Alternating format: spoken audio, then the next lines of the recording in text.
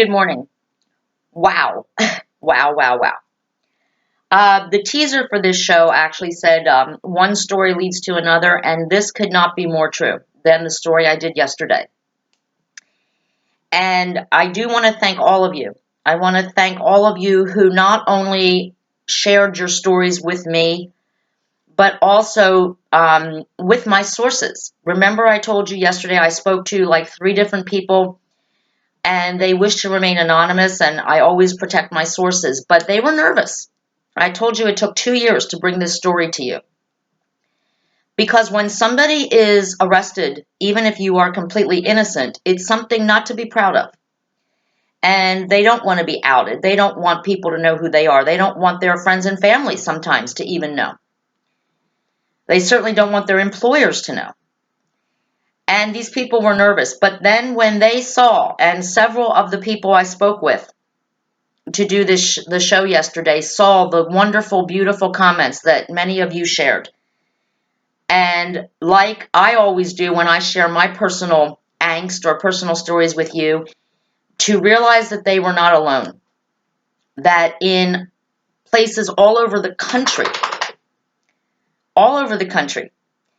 people are dealing with the same issues, the same corrupt justice systems that railroad people into pleading guilty to crimes they did not commit because the fear of being found guilty, if you fight for it, the consequences are so much worse. So thank you. And I am going to share something that I actually did a follow-up interview with one of my sources yesterday afternoon. But this kind of, again, I love connecting dots on this show, and this connects dots perfectly because I did an interview yesterday afternoon for a few hours, and there is actually, there were some questions about Class 2 narcotics and what they are. And I will say that Tara and Linda, you were right. Lipitor is not technically a Class 2 narcotic, but that doesn't matter. And we already did talk about, and plus I have to put that video on YouTube, we talked about the gentleman, the lovely elderly man in Ohio that had to go to the appeals court to get his conviction overturned because he was taking blood pressure meds, pain meds, but he was okay to drive. But he failed the sobriety test because he walked with a cane, and part of the sobriety test the officer gave him required him to stand on one leg and then stand on the other leg. Now, he had a fake ankle, and I don't think that came up in the video yesterday, this poor man, and he put his foot down, and right then and there, the officer said, well, you're impaired. You didn't pass. You're going to jail. This man was cleared in the appellate court. It had to go to the appeals court of Ohio. That was in Ohio. And there is a Florida statute that I was made aware of yesterday. I have not read it. I should have, but I was so interested in this Georgia story, which is what we're going to talk about, but it's kind of the same thing. And it is, we're not going to talk about alcohol today. You know, there are people out in this country who are alcoholics, and they are truly guilty of driving while drunk. And we pray and hope that if you are stopped by the police and the police are doing a good job and you do get your wake-up call, you will get help. And that you are grateful at the end of the day that you didn't harm anyone or kill anyone. This show does not condone drunk driving. I am going to say that again and again. We don't condone criminal behavior in any way. What this show yesterday and today is about is people who are not criminals ending up being convicted of crimes that they didn't commit because of overzealous police officers. And this is not police officer bashing either. This show respects police officers, the good ones. We do not condone people who disrespect the police simply because they wear a uniform. So I wanted to say that. So let's get down to business. The Florida statute, and you can look it up and read it for yourself, but basically, today we're not talking about alcohol at all. Alcoholism is a disease, and there are some people who suffer from it, and if they drive and they harm someone else, they have to live with that the rest of their lives, and they do need help, and I hope that they will get it. And anyone out there who has gotten help and is a recovering alcoholic, I commend you. This show commends you, and we stand by you. And for those of you who think you may need help, please go and get it before you do harm someone. Don't continue to drink and drive. What we have found doing this show is that the truly habitual drunk drivers, they know how to get away with it. Just like when I do shows about gun control and I say, there should be better gun laws, and people tell me all the time, the criminals will find a way to get a gun. Well, truly habitual drunk drivers, those who you need to fear when you are on the road with your families or when you send your children off driving to school or driving to the movies, the people you truly need to fear, they don't get caught. They know how to get away with it. So let's just remember that. And I do thank everyone who commented for not making any snarky remarks or sarcastic remarks or rude remarks, and just a lot of support. So anyway, the shows yesterday and today are about innocent people being railroaded into pleading guilty. So the Florida statute 316-193, and that basically is about an impairment. And it can be any drug, any prescription drug. Of course, illegal drugs are on there too, but it can be anything. What the bottom line is that it is a chemical substance, not a controlled substance, any chemical substance. And if you get a blood test, 200 nanograms per 1,000 liters of bodily fluid, and that depends on the drug, and it can be any drug. If an officer believes you are impaired and you test positive with this result in your blood test, because see, you have to remember, a breathalyzer doesn't measure prescription medication. So you get a blood test. If you have not been drinking, a blood test is done if you admit you take medication. And this is where the story is going to turn to today. So that's something. So technically, if you take a drug every single day, okay, so you took your drug today, a prescription medication, it will take 3 days if you stop taking it. 3 days to get completely out of your system where you will test negative for that drug. So remember that. It's important for the show. So a good friend of the show, Tandy, shared this video with me, and it is on my timeline. And you can view it in its entirety. Trust me, it runs like a movie. And if I had fake teeth, they'd be on the floor right now because it's a cliffhanger. It's a movie. At the end, there is a twist, which we will get to. I'm going to give you the Cliff Notes. So there's this little town in Georgia. It's called Statham. And Statham, Georgia has a population of 2,500.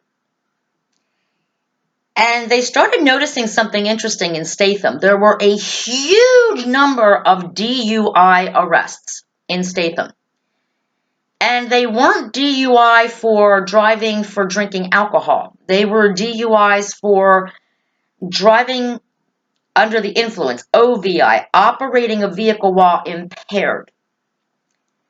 Most of them were because the arresting officer, suspected drug use, prescription or otherwise. Now,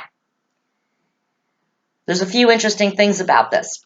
We are going to compare something right now. New York City, one borough in New York City with hundreds and thousands and millions of people living in that borough in 1 year, I think it was 2010, they had 23 DUI arrests.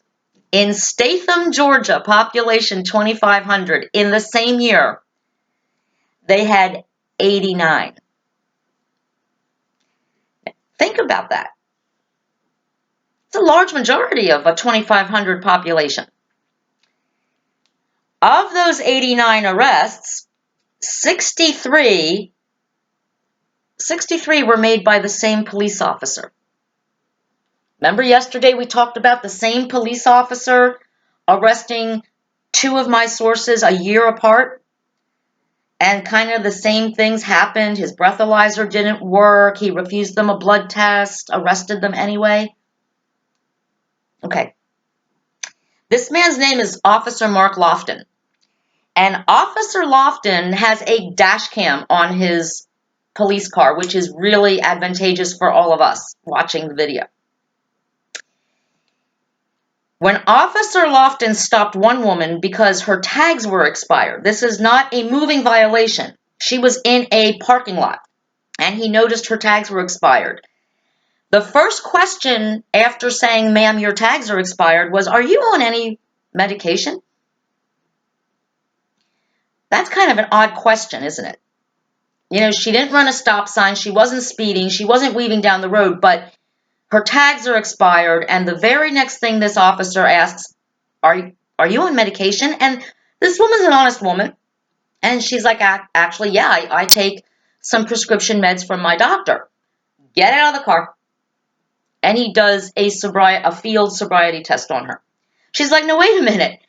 My doctor, and on the labels, it doesn't say I can't drive. Ma'am, just," and he arrests her. He arrested her. And when you are arrested for medication, apparently the breathalyzer thing doesn't work. Now, this is important for later, for the cliffhanger. It's coming. I promise. It's going to be awesome. It's going to be better than Who Shot JR.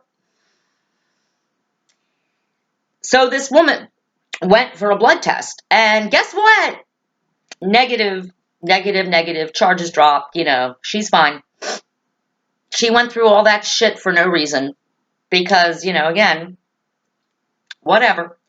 So the next person we see on the video getting arrested is a postal employee driving her personal vehicle, and she was stopped. And again, the first question after, "I stopped you today for speeding," or whatever, "Are you on any medication?"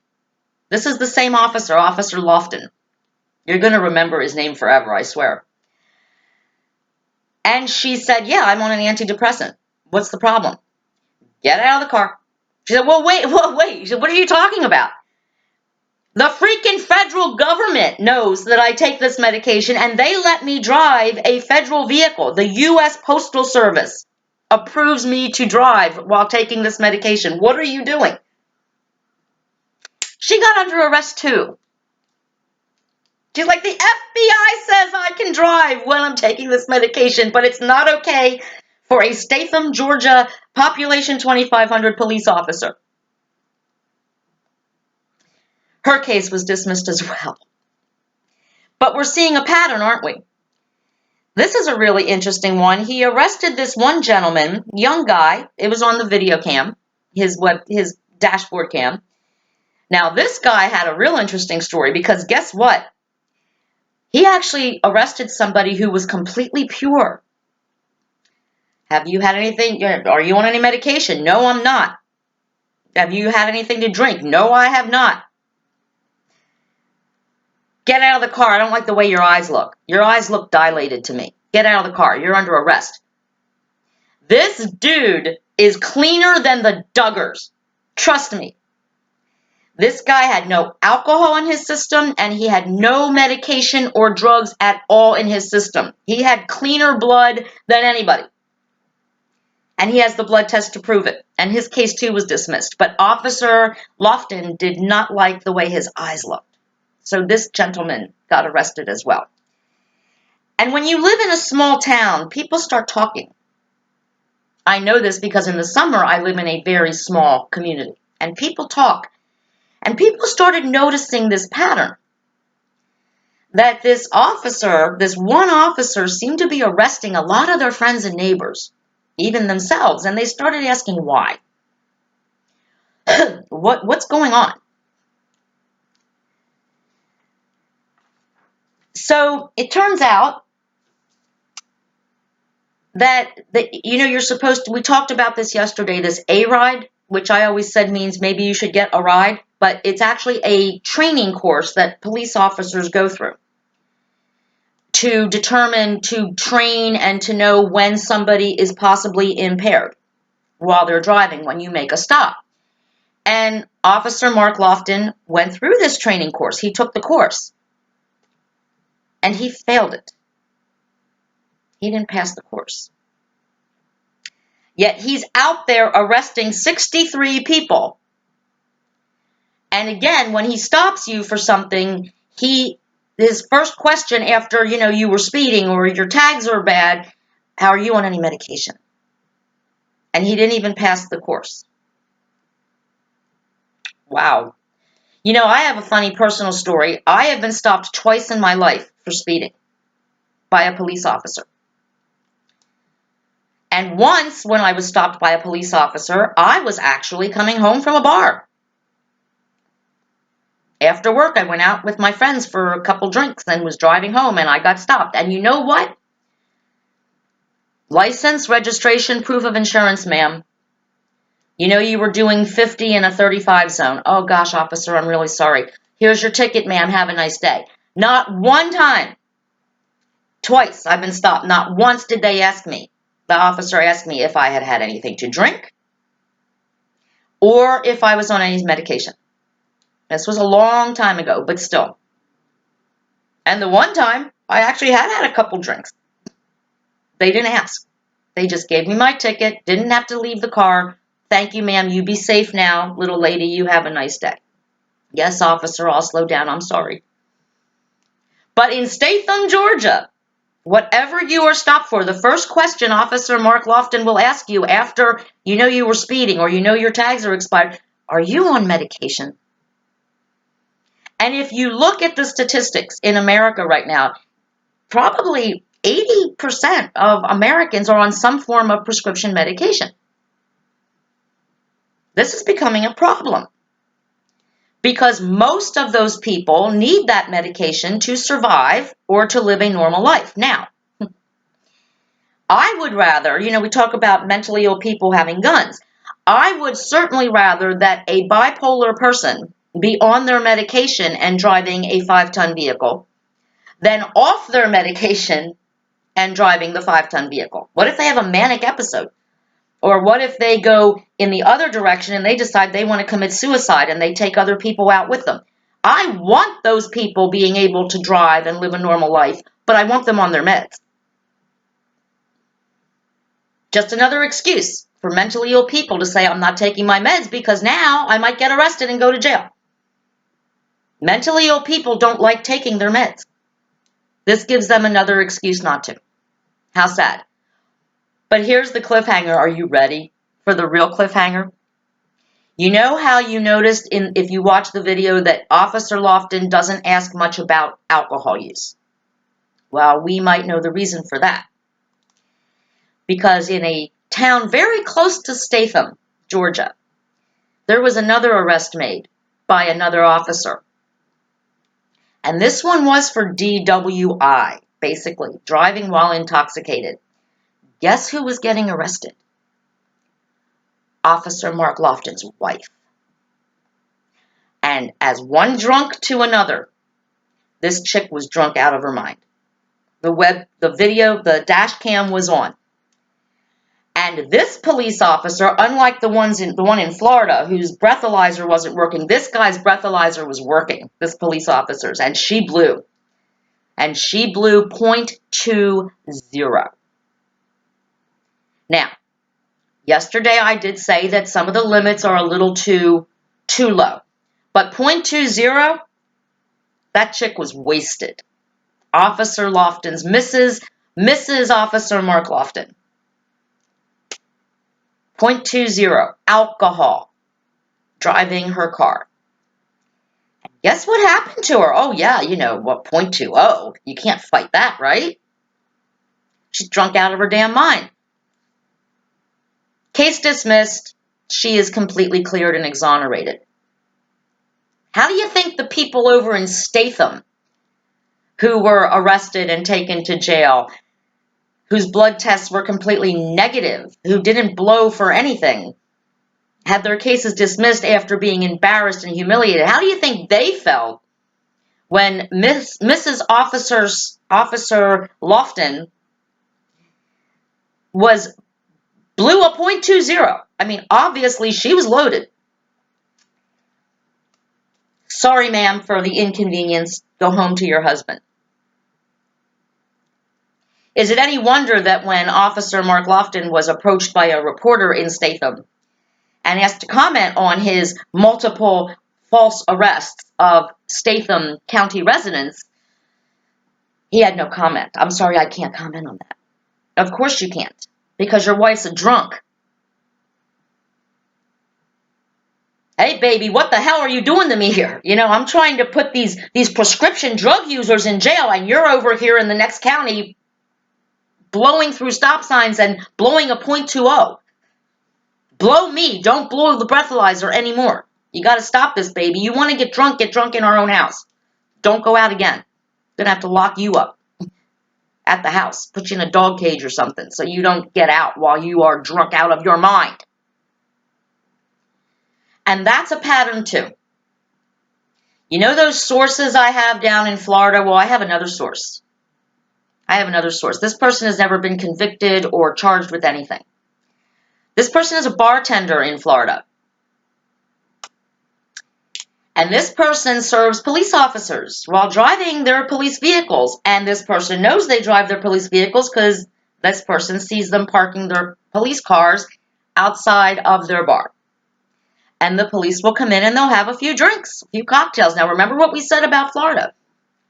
One sip, key in ignition, you're DUI. You're driving under the influence.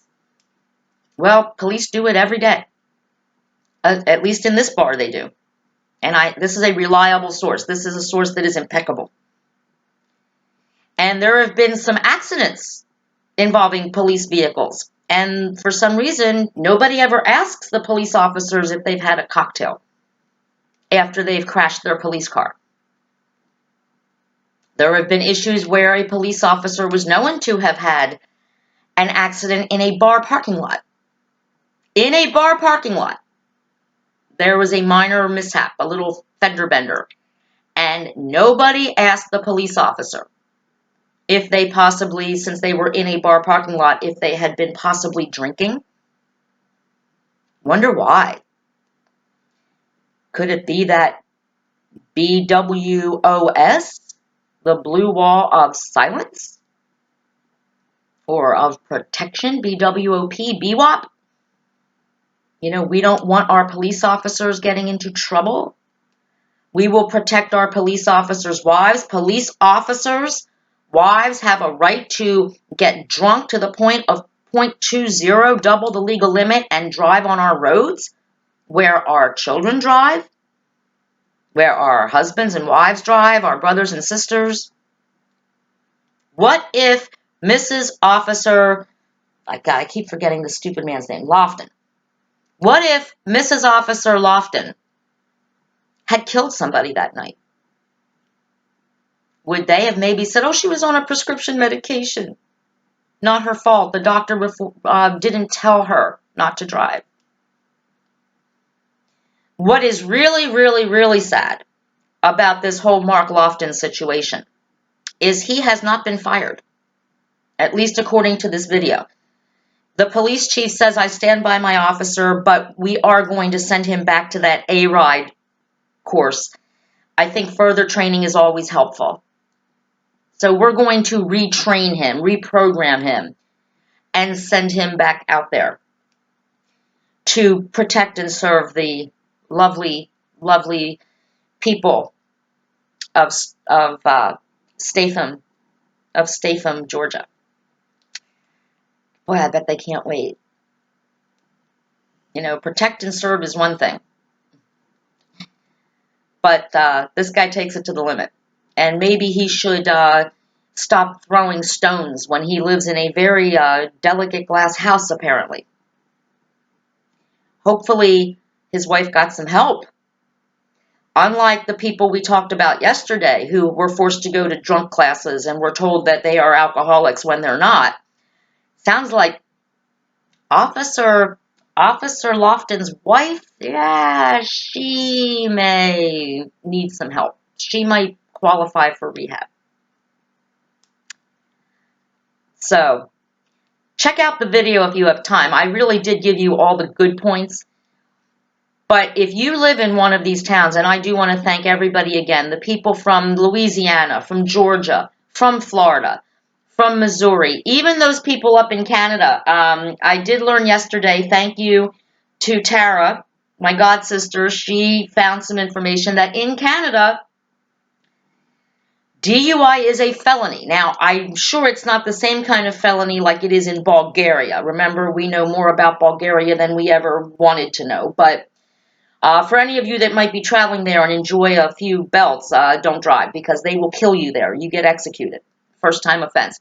Canada, they treat DUI as a felony. And felony is a big deal. Here it's a misdemeanor if you plead to a lesser charge. It's a misdemeanor unless you kill someone. And again, the people we're talking about weren't guilty to begin with, so they didn't kill anyone. They just were coerced into pleading guilty to something they didn't do. But it is funny because I know Canada seems like such a lovely place, and their prime minister is really hot. I mean, if he interrupted General Hospital, I would not care. He's so much nicer to look at than President Trump. But I also hope that because I know that people who live in Canada, and they seem lovely, I hope their police officers are a little bit more ethical than the police officers are in some places in America. Not all of them. We never paint all police officers with the same brush. Most police officers, I choose to believe, and I desperately want to believe, are good people who truly want to protect the people that pay their salaries, the taxpayers. I really hope that's true. I don't condone anything that paints police officers as somehow us against them. To me, the police officers, most of them are there to help me when I need them, and that they will be there to help me, that they would put their lives in jeopardy to help me. So let's, excuse me, let's make sure that we make that clear. But there are some police officers, like the one in Florida, who, again, same police officer, a year apart, arresting two different people, very much a pattern. Sobriety test, not to his liking, breathalyzer didn't work, refusing them a blood test to prove their innocence. That's not a good cop, I'm sorry. That is someone I would be concerned about. And in fact, if I were these people, I would file a complaint against this person, this police officer. And then we have our dear Mark Lofton of Statham, Georgia, who, as far as I know, according to this video, is still on the job. Maybe he's a little more careful now who he arrests, and hopefully his wife has gotten the help that she needs. Sometimes karma does work. And isn't it funny? This police officer, that all he seems to care about is arresting the people of Statham for using prescription medication when his own wife is abusing alcohol and driving around the town they live in, putting people in danger, because .20 puts people in danger. This woman was a danger on the road, and it's thankful she was stopped before she killed someone. Too bad she didn't pay for it. Like so many innocent people who have pled guilty to DUI out of fear, out of just pure exhaustion because of the system and how it works for them. It's too bad that those people had their lives destroyed, and this woman just goes on with nothing, like nothing ever happened. She's still driving around in a small town very close to Statham, Georgia, so be careful. She might be on your roads tomorrow. And this time she might be a .28 or a .30. I find that when someone who is truly guilty of something gets away with it, they tend to think they are invincible and they can keep doing it. So be cautious out there. Don't fear your neighbors, fear the police officer's wife. It's very scary, isn't it? Very, very scary. So tomorrow I do have a show that Linda sent to me about busy bullies. And again, it's kind of a connecting the dots with what we've done this week. Busy bullies, people who just can't help themselves. They have to be involved in everybody's life, and they want the government to help them do it. So we'll do that show tomorrow. Friday, I'm not sure what's going to happen because I'm getting my summer hair. So I'm going to be at the hair salon for a couple of hours. My husband is going to be working on the computer to see if he can fix it so it doesn't overheat. We've been, lots of people have given me some great tips on that. So thank you for that. So look, the bottom line is, I want to thank everyone. I want to thank the people who shared their stories with me and trusted me. This is what I do. I tell people stories, and I do it in a way that makes them feel not so alone, without saying their names or giving any truly, personal divulging information if they don't want me to. But they did see your comments, my viewers, and they were very pleased that they're not alone, and it doesn't make what they're going through any easier, to the point that they're still going through it. And it's very expensive. It gets more expensive. We're going to talk about that tomorrow. In fact, I might do another show today, because I did do that interview yesterday with one of my sources, but the show's already at 30 minutes, and I'm going to have to go. But there are many more costs after the courts and after the lawyers. Oh, excuse me. The pollen is very high here. So we'll do that show maybe later on today, about noonish. I will post another show because the costs just keep racking up. And again, remember, we are talking about people who actually committed no crimes. They might have done something stupid like blow a stop sign, or go through a red light, or go a little fast, or bend over to pick up a purse. They did not deserve what they got, and what they're going to be dealing with for the next maybe 6 months to a year. And pray for the people of Statham, Georgia. They're in trouble as long as Officer Mark Lofton is still on the job and his wife still has a license to drive. Political Paula, out.